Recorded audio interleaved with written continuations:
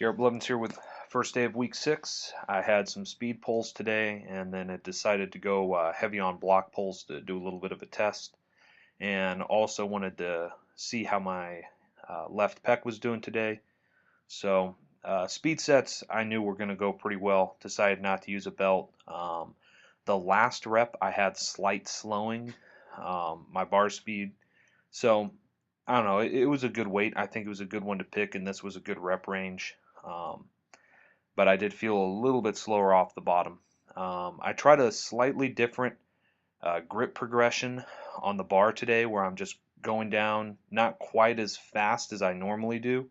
I'm still, as soon as I get both hands on the bar, I'm going up hard, but I'm just grabbing with that my right hand first and the left hand. I like that. 675 went very smoothly, so I decided to make a big jump up to 725. The most I had pulled previously to this was from the floor 700, and I decided today I knew I could do more on block pulls. I was going to do this for a couple other singles and threw on the straps, but when I did so, it pushed my back angle a little bit forward, just the way I set up, because it's different with the straps. You start down, and decided to just deload from there and did another set at 675.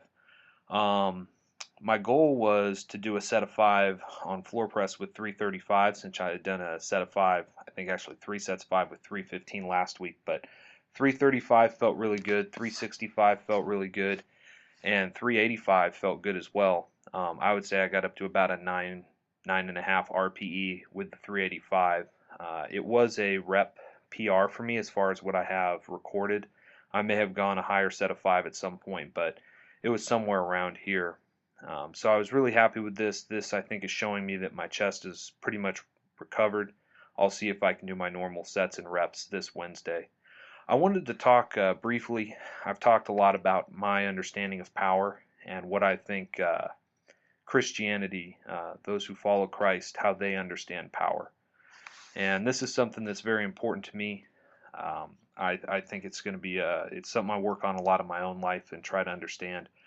But in 1 Corinthians, Paul talks to the Corinthian church, and he says that they're out of step with the way of the cross, that they're not living their life by the Greek word is the logos, and it's kind of the logic or the way of thinking that the cross presents. The cross is the reference to Jesus' crucifixion. And the people in Corinth were pretty much saying these things like, all things are lawful, all things are my right.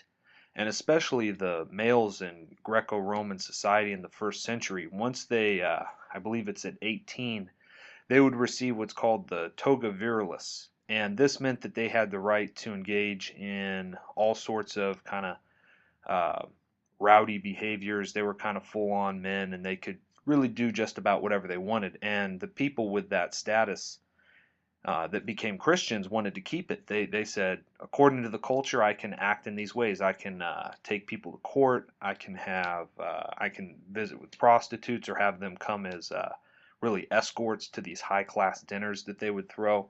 And this was going on in the church. And Paul says, when you live that way, when you say, just because I have the right to do it, I'm going to do it, that's out of step with the way of the cross.